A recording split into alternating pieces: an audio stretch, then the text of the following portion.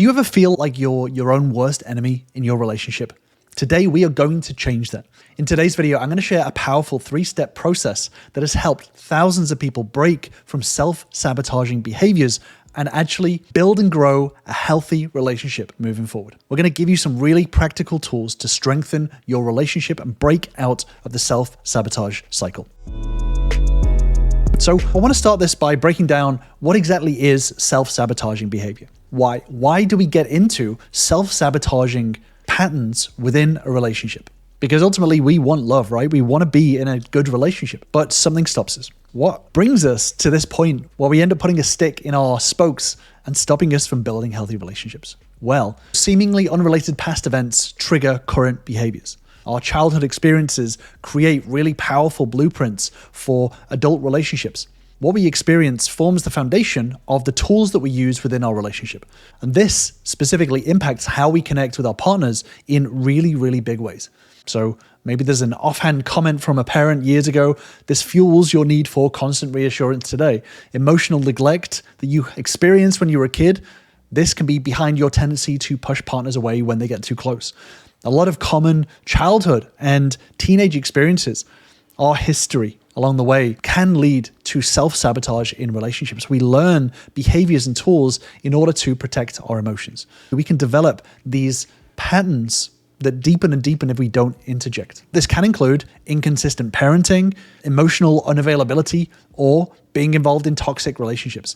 Going through these and trying to figure out our own tools along the way can create deep-seated beliefs about love and relationships and our own self-worth that play out in our relationships. And there's a lot of research around this that all points to the same thing. The way we experience the world, the way we interpret it, and what stories we tell ourselves about these situations that we've experienced will paint a picture of how we handle them in the future. Now, some people talk about things like attachment theory. Now, I'm not going to dig into this too much because I have some opinions on it, which I'll link to above and in the description down below. I've done a whole video on it. But part of attachment theory pushes this narrative that the way that you interact with the world is based on your childhood. Now, that is not true. It can have an influence on the way that we develop relationship patterns, but it's not just that. We can develop relationship patterns outside of that. But not only that, it's really important to understand that whatever relationship patterns that we can fall into, there's no one perfect attachment style or pattern of relationship. And we aren't stuck in one style. We can change the way that we interact in relationships and the way that we develop healthier relationship patterns.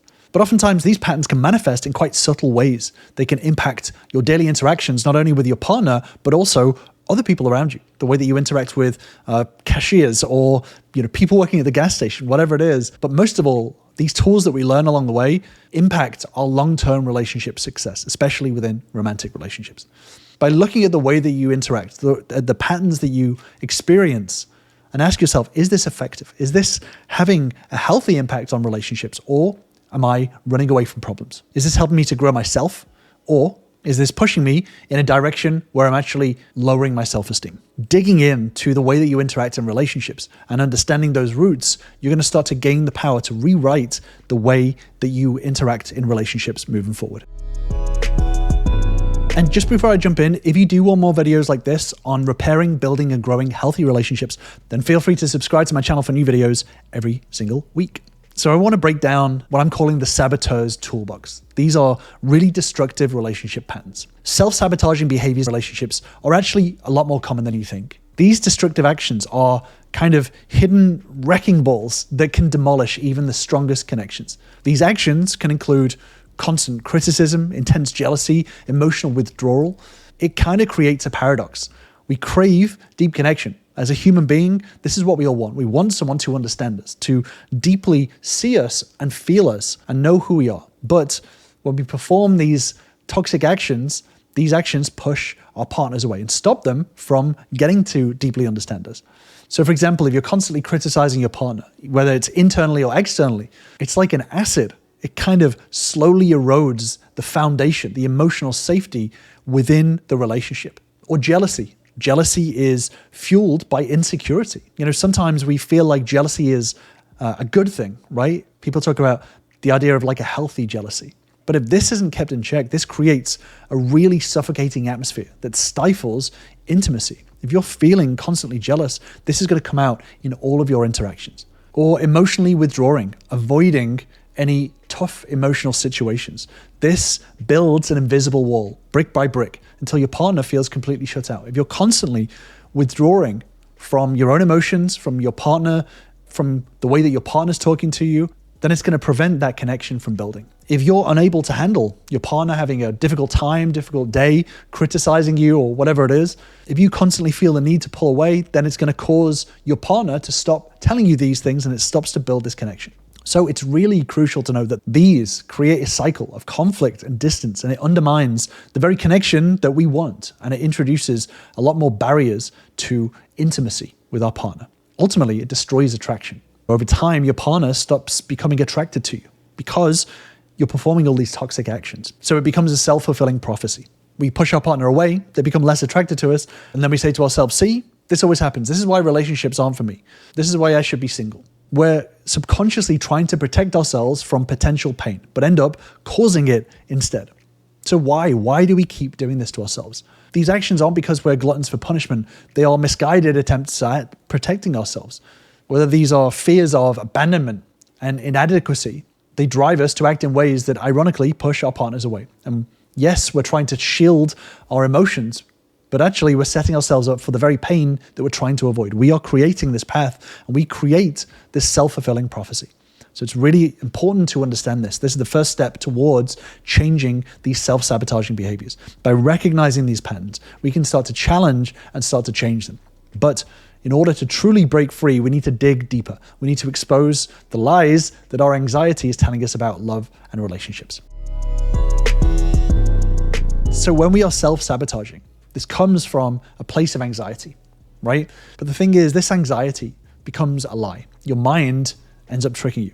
Your brain is an expert storyteller. It tells you very, very good stories, very convincing stories. But these stories aren't always true. In relationships, listening to these stories, believing these stories to be true, can lead to massive problems. Because we've experienced tough situations in the past, and we've developed these tools in order to try to avoid these situations, our brains can tell us these stories that feel incredibly real, even when they're completely unfounded. These are cognitive distortions. Now, you may have come across some of these terms before, things like mind reading, which I've done a deeper dive video on, which I'll link to above and in the description below, or catastrophizing. These distortions create a disconnect between our reality and our emotional responses. So our brain can take a really small piece of information, maybe it's a criticism from your partner, and it can take that piece of information and it can attach it to all of our negative experiences that we've had in the past.